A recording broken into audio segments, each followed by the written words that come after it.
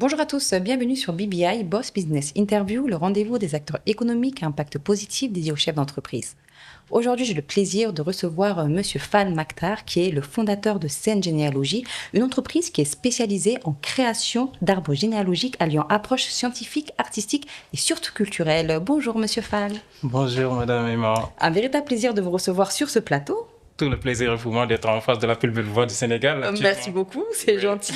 Alors aujourd'hui, vous réalisez des tableaux d'arbres généalogiques, comme je l'ai dit, à la fois décoratifs, scientifiques et également artistiques. Dans un premier temps, est-ce qu'on peut revenir sur ce concept original? Oui, justement, ce concept donc, a pour vocation d'aider les gens à connaître d'où ils viennent, leur origine, surtout la nouvelle génération, en tout cas pour ne pas perdre les repères. C'est ça la vocation, le but de ce projet. Donc l'objectif, c'est justement que chaque foyer ait son arbre généalogique pour tisser les liens de parenté, surtout entre les guides religieux, coutumiers, politiques, pour montrer qu'on est unis. Donc le Sénégal, c'est une seule tête. Et sa vocation, en tout cas, pas nationale ni continentale, mais internationale aujourd'hui. Et d'où est née cette envie, cette ambition-là? Alors, c'est pas un projet donc, que j'ai étudié au Niger, que j'ai préparé, un business plan ou quoi que ce soit. Au début, j'avais fait mon propre arbre généalogique.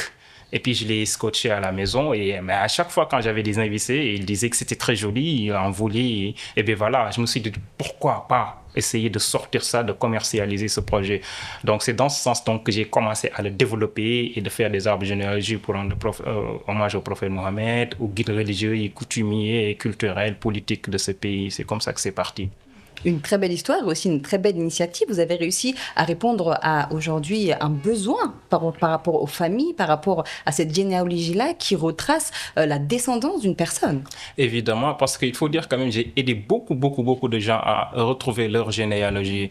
Parce que même si moi, je n'ai pas l'arbre généalogique, par exemple, de quelqu'un, je lui pousse à faire des recherches à travers ses ancêtres.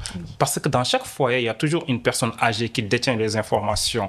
Donc, au début, les gens n'avaient pas cette culture. Mais aujourd'hui, je leur pousse à faire les recherches. Quelquefois, à 80%, quand même, j'ai fait les recherches. Mais s'ils font les recherches aussi, c'est grâce peut-être à moi aussi. Après, ils vont recueillir les informations, ils vont me donner. Moi, je vais faire les plans, je vais faire les aspects culturels, scientifiques, artistiques et tout. Je vais essayer de formaliser ça, en tout cas. Après, c'est très décoratif. Ils le mettent au salon. Et du tic au tac, à un moment donné, vous arrivez à mémoriser votre famille. Voilà. Et à savoir aussi d'où vous venez. Oui, d'avoir d'où vous venez. Parce qu'aujourd'hui, il y en a qui sont en Casamance.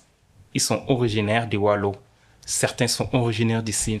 Il y a tellement de liens de parenté entre même les gens aujourd'hui qui se chamaillent dans les réseaux sociaux, ce qui n'est pas normal. Ils ne le savent pas. Dans l'État, dans le showbiz, les guides, les confréries, il y a tellement de liens de parenté et c'est passionnant. C'est bien de savoir d'où on vient, ses parents et tout. Je dirais que c'est une obligation aujourd'hui, en tout cas, de connaître tout ça. Donc c'est vrai que vous aidez aujourd'hui les familles à savoir d'où elles viennent.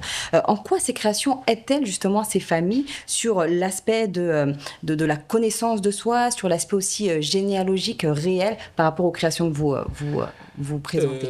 Oui, parce que l'aspect, vous savez, par exemple, je prends l'exemple aujourd'hui de Wally Seck, qui quitte chez Barak Ndiak Arambakar. Barak Ndiak Arambakar a donné tellement de descendance. Sa descendance est éparpillée. Il y a beaucoup de gens que vous entendez ici au Sénégal, ils sont issus de cette famille, qui ne sont pas, lui, il était Mbodj, mais qui ne sont pas des Mbodj. Moi-même, j'ai fait partie de cette famille, pourtant je ne suis pas sénégalais. Incroyable. Ouais. Donc, pour vous dire, je connais pas mal aujourd'hui d'autorités de ce pays qui sont des cousins, qui sont dans le gouvernement, qui sont des cousins, qui sont partis de ce Barak Ndiak, mais ils ne le savent pas. Donc, l'intérêt, c'est vraiment de savoir exactement mes parents viennent d'où. Et il y a beaucoup de gens qui sont ici au Sénégal qui ne sont pas originaires du Sénégal. Il y a beaucoup qui sont au Mali, qui sont originaires de la Mauritanie. Moi, je suis issu de la Mauritanie et du Sénégal. Donc, qu'est-ce qui m'a permis de savoir ça? C'est grâce aux arbres généalogiques. Je connais beaucoup de gens ici au Sénégal. À un moment donné, j'ai su qu'on a des liens de parenté. Par exemple, je prends le cas de Mohamed Ndao Tyson, le grand lutteur. Mais c'est hier que j'ai su que c'est mon parent. Je suis en train de tracer l'arbre généalogique. Et c'est un parent très proche, quelque chose que je n'ai jamais su. Vous voyez? Donc, c'est ça l'intérêt de ce projet. Ça rapproche les gens. Ça rapproche les gens, exactement. Une très belle philosophie et vision. Comment est-ce que vous combinez la recherche généalogique, la rigueur scientifique et aussi ce côté artistique de vos toiles? Voilà, ça quand même, il faut dire que c'est très très compliqué parce que quand même c'est un projet que je n'ai jamais préparé, que je n'ai jamais étudié, ni quoi que ce soit. Je ne me suis jamais dit que je vais faire ce projet. Ce n'est pas mon métier au fait. C'est pas mon métier. Je le faisais à mes temps perdus, par exemple la nuit quand j'étais seul à la maison, les week-ends, parce qu'il faut maîtriser l'art, il faut maîtriser l'infographie, il faut maîtriser voilà, les recherches, surtout le marketing et le commercial. Comment je combine tout ça? Alors, quand par exemple j'ai un prototype, je dis que je vais créer l'arbre généalogique de thème, je crée déjà une conception, un modèle. Donc, je fais les parties artistiques et tout. Là, je n'ai pas besoin des informations pour le moment. Mais c'est en fonction des informations que j'aurai que je vais pouvoir orienter et tout. Après, il faut faire le choix des couleurs. La partie scientifique, moi, je suis scientifique. Déjà, ça m'aide. J'ai fait la terminale S. Donc, les pédigrés et tout. C'est là que je me suis inspiré. Raison pour laquelle les arbres généalogiques que moi, je fais, vous pouvez faire le tour du monde, mais vous ne vous verrez pas pareil. Non, vous ne verrez pas pareil. Les gens, ils ont une autre manière de faire l'arbre généalogique classique. Mais moi, j'ai mis cet aspect scientifique-là, les décors, c'est tellement facile à comprendre qu'il représente toujours quelque chose, au fait. C'est vraiment passionnant, hein, parce que c'est vrai que par rapport à ce que vous faites en termes de recherche, ça permet aussi de comprendre que le monde est tellement vaste qu'on peut potentiellement se retrouver aussi en termes de racines concrètes d'où on vient. En fait. Mais exactement, parce que comme vous voyez, nous tous, on a deux ancêtres comme moi, c'est Adam et Ève. Adam et Ève. Effectivement. Voilà, après ça s'éparpille en Chine, en Arabie, en Afrique noire et tout. Mais l'Afrique est le berceau de l'humanité. Quand vous voyez, tous ceux qui sont aujourd'hui aux États-Unis les Noirs, la plupart de leur origine, c'est l'Afrique, ça c'est connu. Les Antilles et tout, leur origine, c'est connu. Je ne sais pas quand, mais un jour viendra où tous ces gens-là vont revenir en Afrique pour chercher d'où ils viennent, chercher leur art. C'est ça la fierté de la personne, au fait. Effectivement. Et comment vous faites sur l'aspect des recherches? Parce que c'est vrai que le contexte africain, malheureusement, ne permet pas d'avoir des archives. Comment est-ce que vous procédez? Ça dépend de la personne d'abord. Ça dépend de la personne. Mais aujourd'hui, je prends l'exemple de M. X qui me demande de lui faire son arbre généalogique, soit qui ne me demande pas de lui faire son arbre généalogique. J'essaie toujours d'entrer en contact avec un membre de sa famille. Ce monsieur peut ne pas connaître comme peut connaître. S'il ne connaît pas, j'essaie toujours de creuser, parce que je suis commercial aussi. J'essaie toujours de creuser, de voir la personne susceptible. Au niveau de cette famille, généralement, c'est des personnes âgées. Et ces gens-là, la plupart du temps, ils détiennent quelques informations. Et puis moi, je combine côté papa et côté maman. D'accord. C'est-à-dire, j'ai fait des recherches côté papa. Et puis là, si j'ai des informations, et puis je pars chercher le côté maman, il y a toujours une personne dans la famille qui connaît un peu, qui mémorise, mais il mémorise au fait. Les gens n'écrivaient pas, ils mémorisaient. Donc du coup, là, je prends toutes les informations, en tout cas qui sont disponibles pour le moment, j'ai fait cet arbre généalogique, mais avec le temps, il y a la version remix. J'ai fait des versions remix comme les artistes. Hein, d'accord, c'est-à-dire parce qu'aujourd'hui, je peux trouver cette génération, et dans 3 ans, j'ai d'autres informations que je n'avais pas. Donc, j'ai refait complètement cet arbre généalogique-là. J'augmente des générations et des générations. Ça m'arrive tous les jours maintenant. J'imagine, parce que la recherche, au final, elle est au fur et à mesure du temps. Oui, exactement. Au fur et à mesure, aujourd'hui, je peux avoir, voilà, Madame X, Madame Monsieur Y, dans 2 ans, 3 ans, ou bien dans quelques semaines, j'ai leurs parents. Je ne l'avais pas. Donc là, je vais refaire. Ou bien, j'ai fait un couple avec leurs enfants. Dans 5 ans, ils ont d'autres enfants. Ah, il faut les ajouter. Donc, c'est ça là, que j'appelle la version remix des arbres généalogiques. Une version aussi évolutive. Exactement. Une version évolutive. Et là, ça trouvera que j'ai déjà acquis assez d'expérience. Donc, sur le plan concept et tout, ça va être beaucoup plus joli, c'est clair. Parce que les arbres généalogiques que j'avais fait en 2020, ils ne vont plus ressembler à ce que j'ai fait en 2026. Combien de temps faudrait-il pour une famille X, comme vous le dites si bien, pour avoir son arbre généalogique? Ça dépend des informations. Si vraiment j'ai des informations, si j'ai les informations en 1 jour, 2 jours, je peux le faire. Si je n'ai pas les informations, ça peut me prendre autant de temps. 1 mois, 2 mois, 8 ans, 5 ans, ça dépend. Parce que le fait de faire des recherches, c'est ça la partie la plus difficile. Du moment que j'ai toutes les informations, là, je me concentre moi-même. Je fais le plan, les maquettes et tout.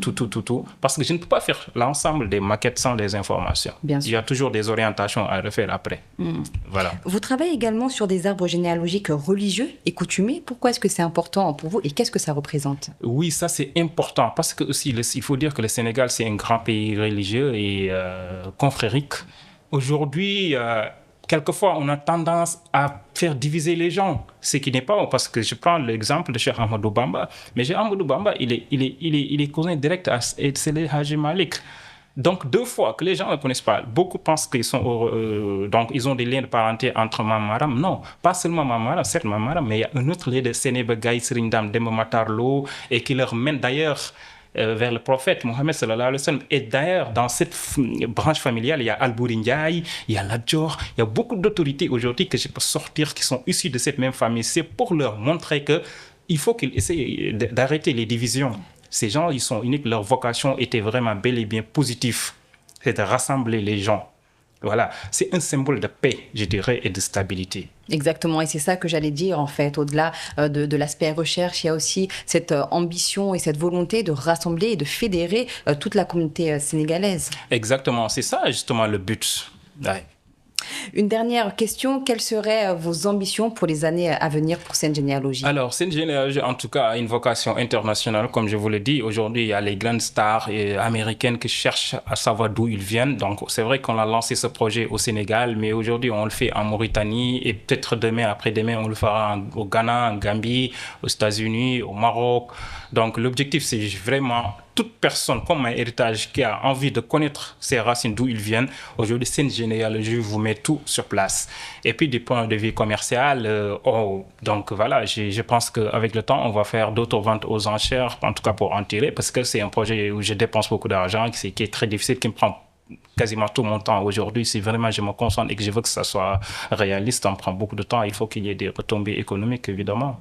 Et ces retombées, c'est tout ce qu'on vous souhaite. Monsieur Fall, merci infiniment pour votre présence. Je rappelle que vous êtes le fondateur de Sen Généalogie et que votre travail montre que la généalogie est à la fois un outil de transmission, d'identité et de valorisation culturelle.